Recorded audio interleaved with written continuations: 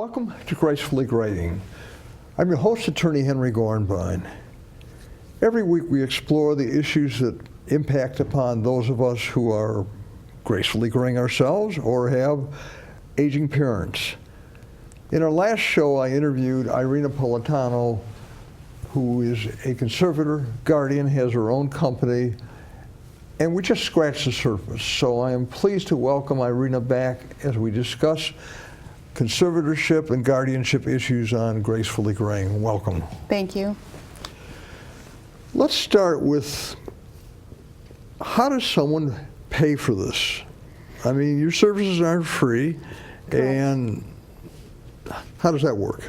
So in my field, even though we do get appointed by the court, by the probate court, the court actually doesn't pay us to provide those services. They just legally appoints us to be a court-appointed guardian or court-appointed conservator in a case. So how we get paid depends on the client. Clients either have money or they don't have money in our cases. Clients that do have money, in which case we're appointed conservator, we do get paid out of the funds we're managing. So I set an hourly rate, sometimes even a sliding scale based on the financial ability of a client, and then I charge an hourly rate based on the work that I'm doing.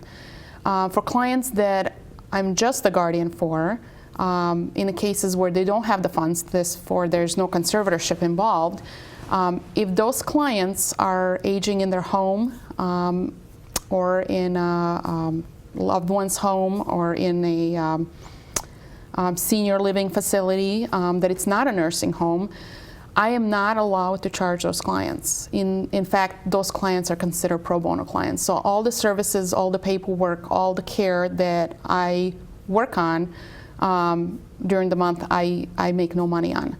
How are you paid? I'm not get paid. So I'm not paid at all. These are typically pro bono cases. It is something that I built into my business plan as to how many of these pro bono cases I can have based on how many paid cases I have.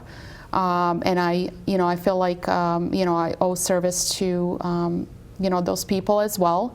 So you're giving back. So I'm basically giving back, yes. There is a caveat if those people are in the nursing home facility, Medicaid paid nursing home facility, so they're low income, they are in a need of care, and if they are in the nursing home facility, Medicaid does allow $83 a month payback to guardians in those matters. But currently I don't have those type of cases, but a typical guardian will have a mixture of all. They would have cases where they would have a nursing home cases of $83 a month. They would have some pro bono cases, and then they would have cases with the conservatorships. Irena, in the last show we talked about how you initiate the process, how there's a petition filed, there's a hearing set, there's a guardian ad litem who makes a recommendation, usually based upon medical doctor. Yes. Does a medical doctor have to testify, or is a written letter enough? Written letter is enough, and there's a form letter the court, is available on a court docket too, that could be filled out and just signed by doctor if they don't feel like writing one on their own letterhead. But typically doctors are familiar with this process, and they will provide on their letterhead a diagnosis that would be sufficient to get a guardianship or conservatorship appointed. So I'm sure a lot of this is very routine, where they just, fill in the blanks, so to speak. Sometimes. Very routine, yes. So what happens after an appointment is made? Take us through the process. So I walk out with the letters of guardianship and letters of conservatorship. On the guardianship side, as we talked about, guardianship is health, safety, and well-being of a client. So with the letters of guardianship, I will contact their doctors. I will contact their, if they're in the facility, I will contact the facility or, nursing home or, whatever they're living, and let them know that I would be now the guardian and I would be the decision making, if there's something that they need to do or clarify or change the prescriptions or things like that, they would contact me in that matter. On the conservatorship side, if there is a conservatorship side, that's a whole financial matter. So I would become a Social Security rep pay for the person. I would open a fiduciary account with the person's name on it and me as a conservator. Typically the funds and the income and the pension will be deposited and reconciled through that fiduciary account.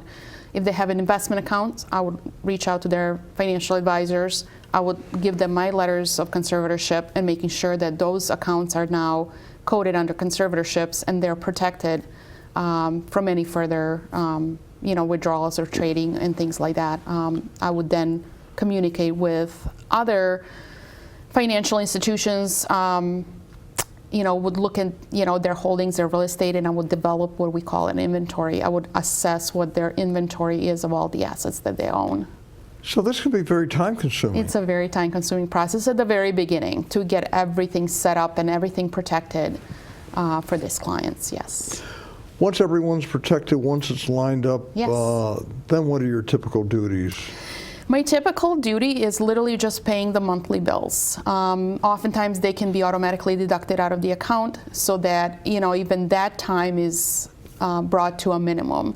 Nowadays, all the utilities you can typically pay on a recurring basis. Right. All the mortgage payments you can do as well. Even now the local water and sewer departments actually are having electronic. So everybody's kind of getting up to that point. So I just, on a monthly basis, I reconcile the account, making sure that the bills that I am receiving are actually the deductions made out of the account and that there's nothing else suspicious potentially going on and anything like that. I just want to make sure that their finances are up to date.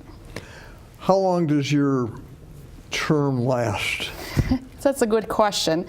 So I'm appointed a guardian conservator for a lifetime of a client. Okay. My services terminate at the point of death. My services can also be terminated if another guardian or conservator gets appointed. Or I had cases where a person was appointed guardian conservator because of the health matter, or the health situations they were in. I had a client that had a severe level of cancer, and their diagnosis was very minimal and very terminal. And I was appointed a guardian conservator. However, this person was a tough cookie, and they survived every chemo treatment, every radiation, and they beat that cancer, by golly, and the doctors were surprised, but they actually went into remission. And it took some time for them to do this, but at the end of this remission, I had a conversation with the client, and we talked about this, if they should, if we should terminate the guardianship conservatorship, because at this point, they really could take care of their own affairs again on their own, and they were not under such a medical care that they were unable to do that. How long ago was this, Irena? So this was about, the termination happened about 6 months ago and lasted for about, not quite a year, but just under a year. So the person's back with you? We terminated it 6 months ago. Okay. So I like my clients. I take a personal attention to their care. So we remain friends, let's say.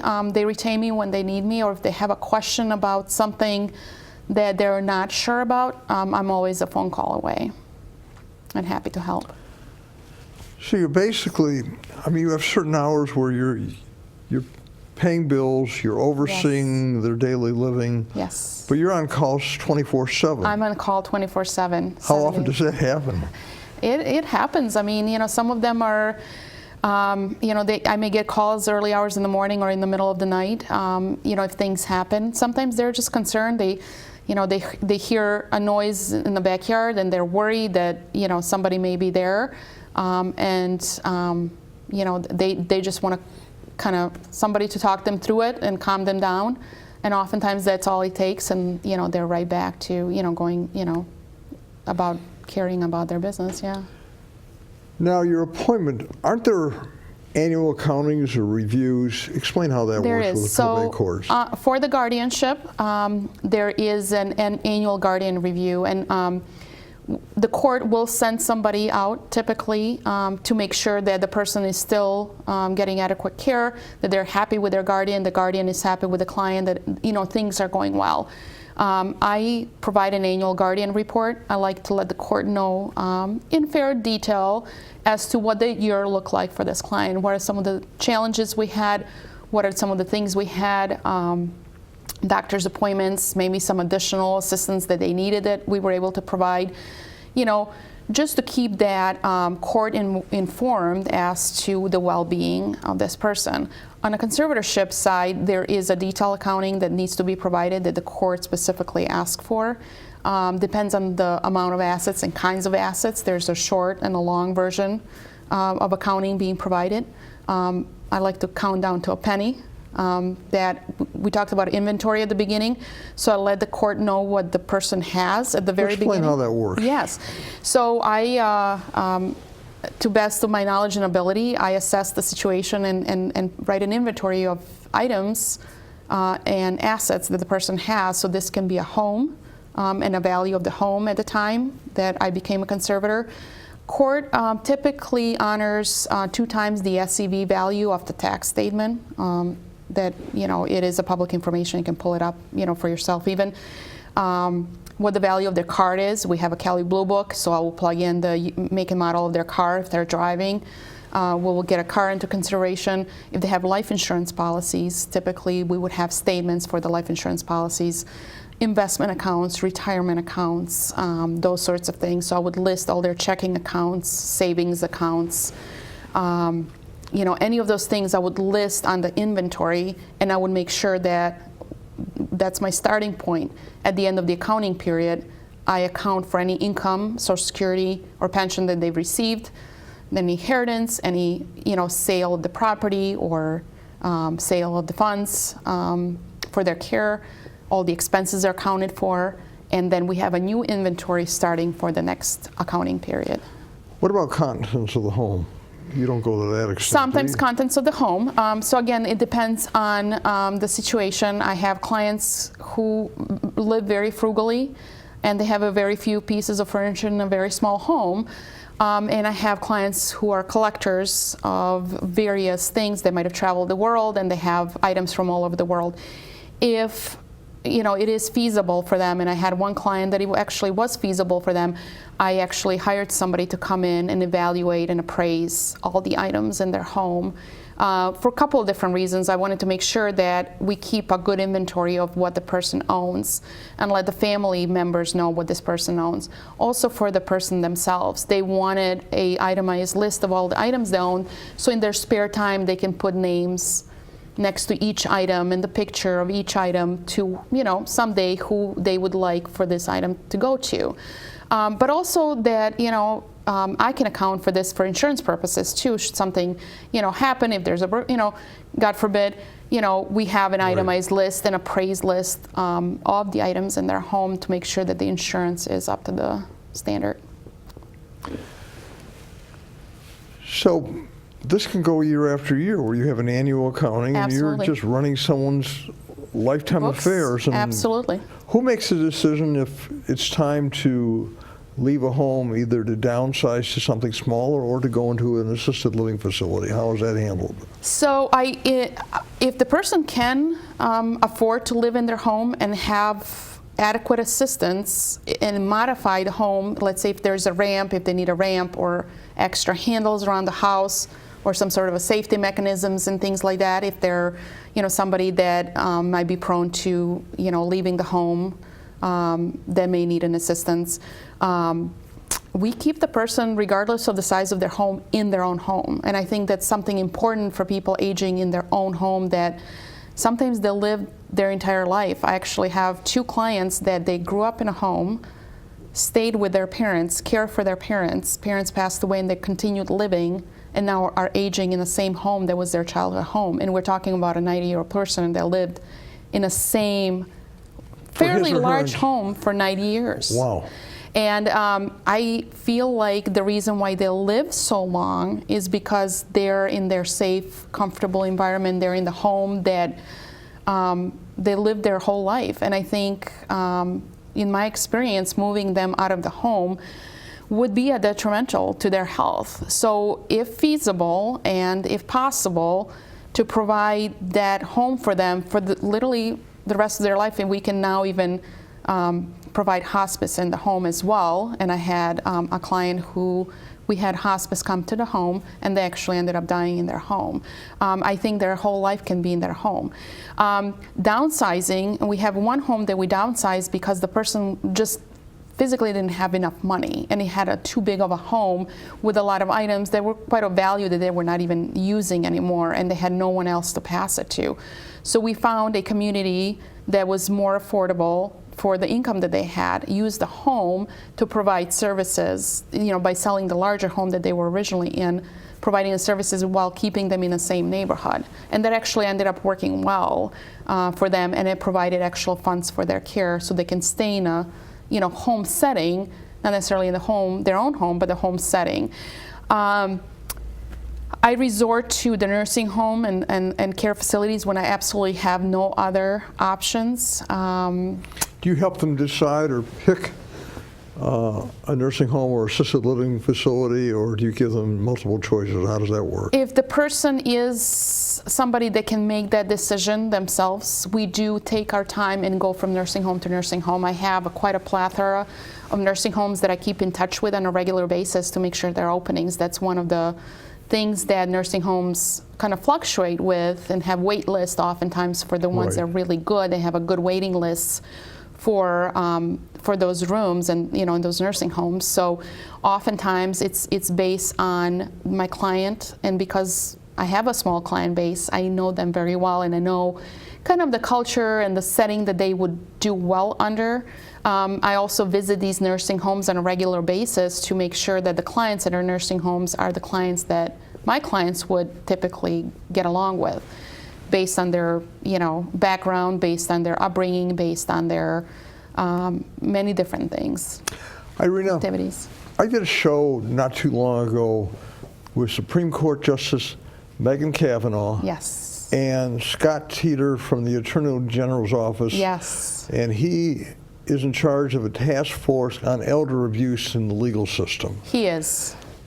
Tell us about what you see and what we would call someone, I guess, a bad guardian, for lack of a better word. Sure. And I have a lot of respect for both Scott and Megan. I think they're great. I go to a lot of the conferences. I've heard a lot of them talk, and we're like-minded individuals.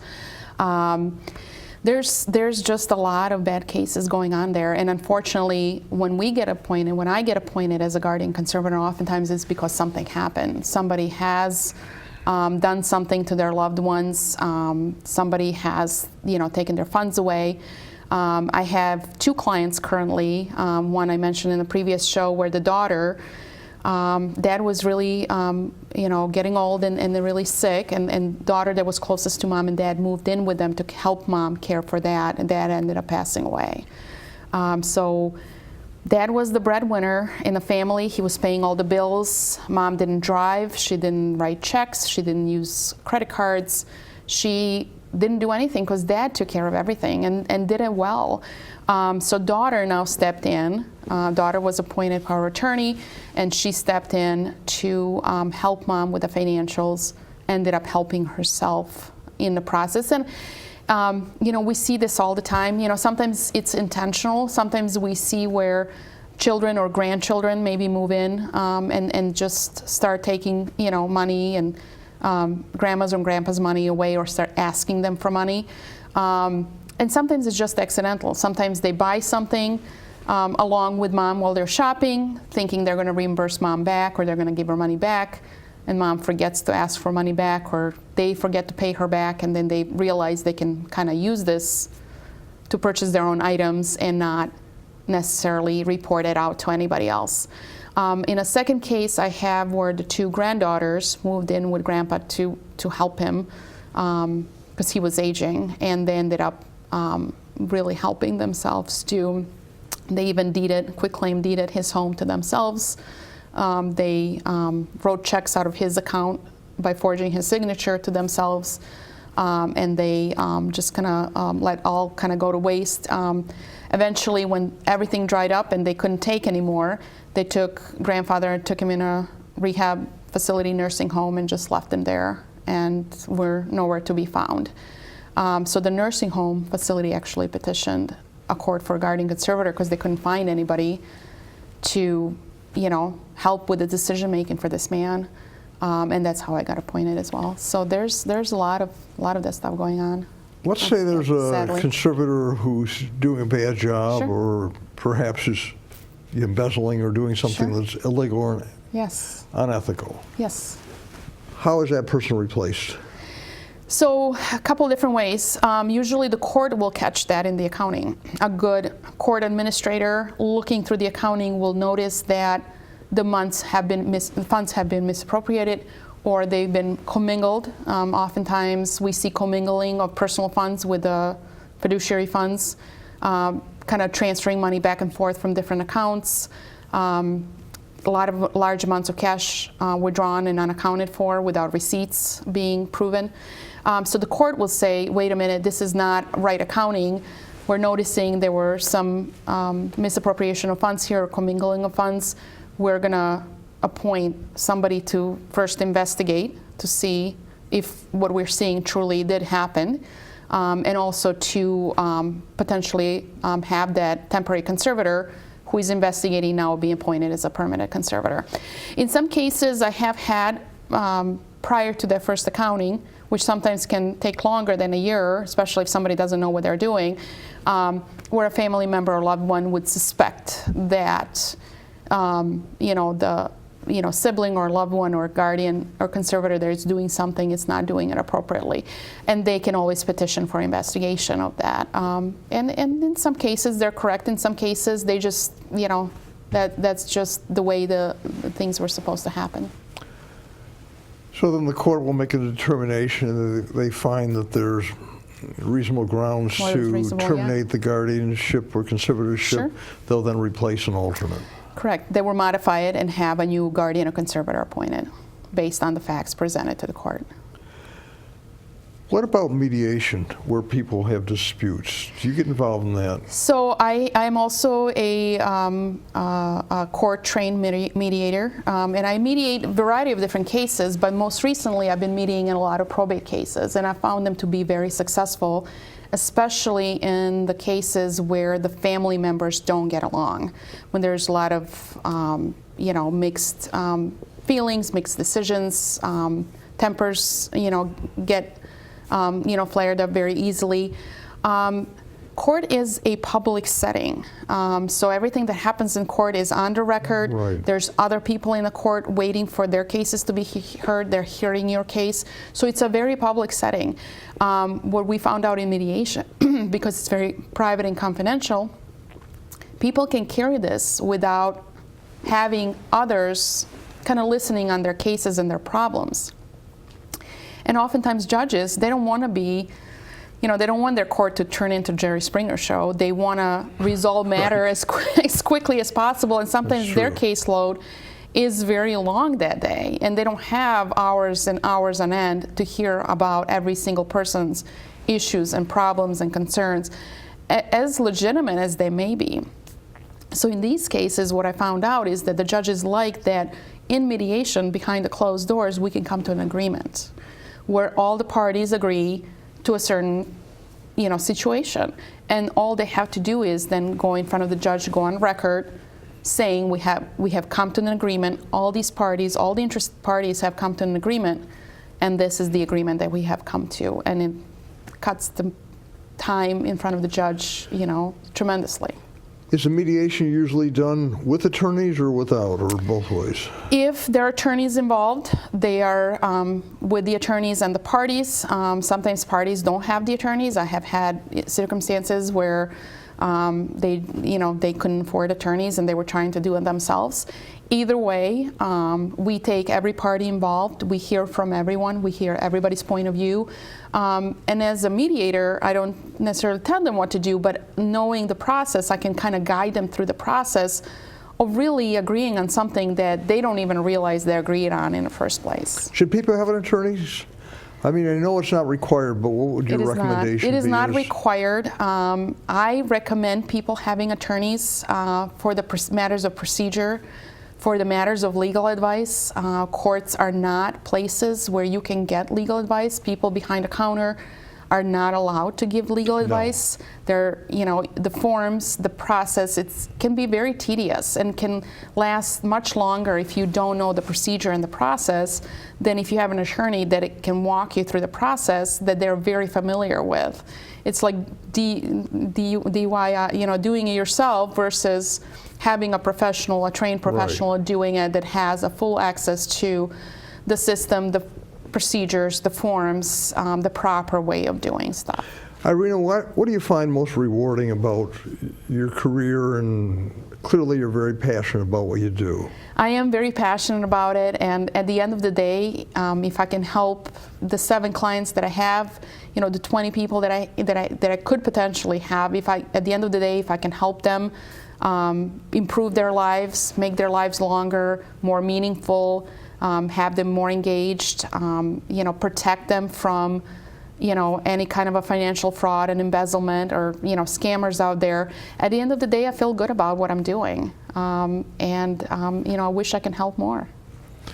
I'm sure you will. I mean, it sounds like you're doing an excellent job. What about frustrations about this area? Frustrations are always with the system. System moves at their pace. We're dealing with a big bureaucracy, and the legal system is slow. I always tell people, you go to court, it's hurry up and wait. So. Hurry up and wait, that is correct. And managing those expectations. We're now used to, having things at a click of a button, and this is not a click of a button type of situation. And oftentimes, different courts, different judges react differently to different matters. So just because somebody had one experience in one county, in one court system, in front of one judge, it doesn't mean that the similar situation may happen in another court.